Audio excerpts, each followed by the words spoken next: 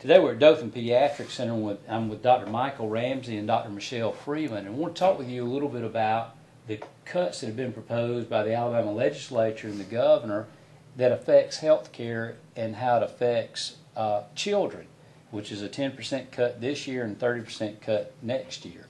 So if you would kind of explain to me how this affects patient care and will affect us dramatically in this area. Sure.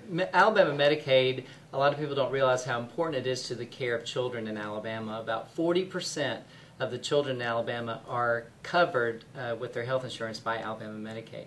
And so it's not just a small niche population. Medicaid for children is really very similar to Medicare for the elderly. So if you took out, say, for an internal medicine doctor, if you removed all the Medicare patients, that's a huge percentage of the patients that are covered. So the way that impacts children's health care in Alabama, when you talk about a 10% cut this year and an additional 30% cut the following year, you're really balancing the budget on the backs of our children, of our most vulnerable children in society. And so the way it affects not only those kids but all children, you can't remove such a large portion of the patient base and it not affect services for everyone involved. It's just like if you cut out 40% of the business for your air conditioner business. I mean, it would affect everybody's ability to be able to get that service. So it's a big deal, especially when you look at pediatric subspecialty in the state. That is funded largely through Medicaid dollars. Pediatric subspecialists don't get paid through Medicare, so they get their income through Medicaid and largely Blue Cross in the state of Alabama. All right, explain to me subspecialists. Right, so say your child needs to see a pediatric cardiologist. Okay.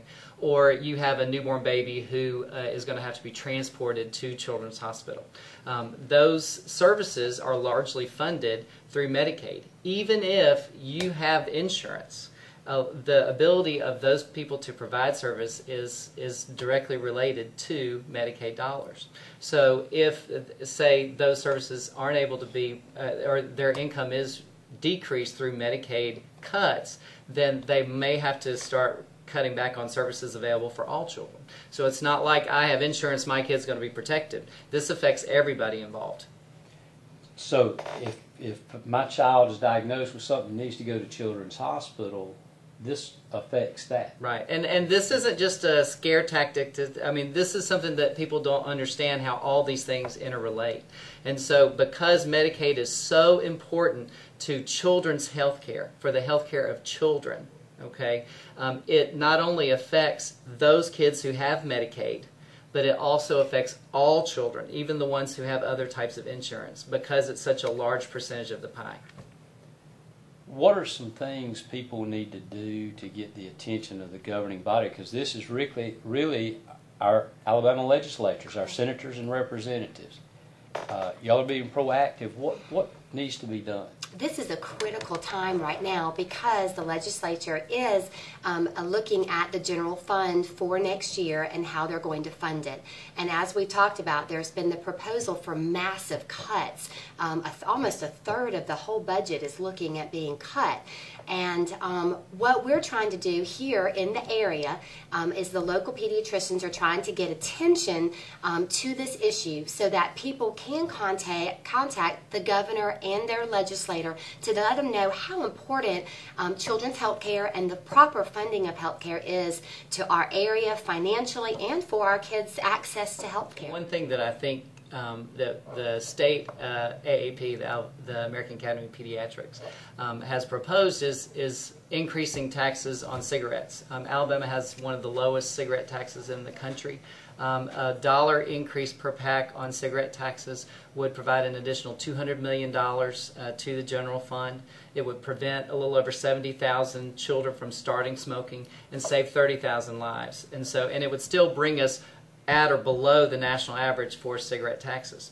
So although the governor has said that he would veto any new tax, this is a tax that could help solve part of the problem with the funding and improve the health of Alabama citizens. So to us, it's a win-win for the kids and for the state. But so far, the governor's been very adamant that he would oppose any new taxes, even one that could be as potentially beneficial in so many different ways. Has he made any comments, him being a doctor, what his thoughts are about this? You know, I wouldn't speak to what his comments are. I know that so far his office has pretty much just flat out said that they would reject any tax. But I do think that if people become involved and let him know how important that this would be, and that this is something that the people want, I think that he would hopefully would reconsider his position. Now, we have excellent health care here in Dothan and Houston County. Dothan Pediatrics has been here for decades. Right. Do you think this will cause you to lose some positions and us lose some pediatric physicians? You know, it's very early for us to tell. I mean, it definitely makes us rethink a little bit about what our plans are for the future.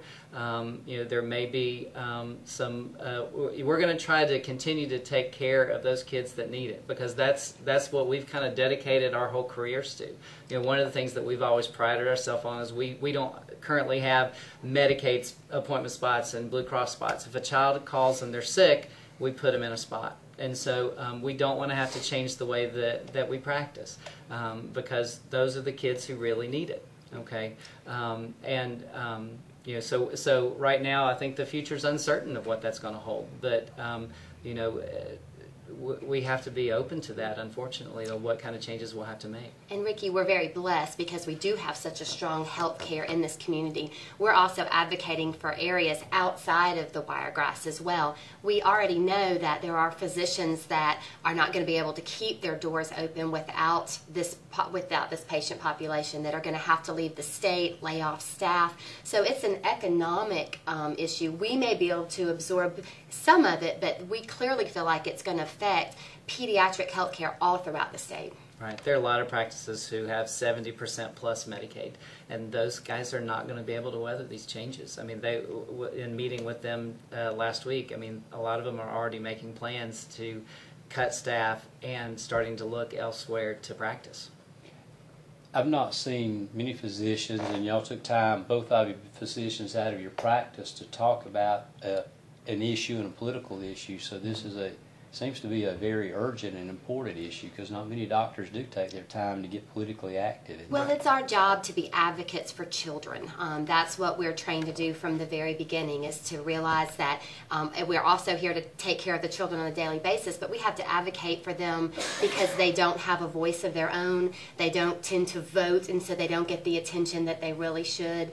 And so we really do, you know, strongly want and passionately feel like we have to get this message out quickly so that people can make a difference now. It may be too late in a month.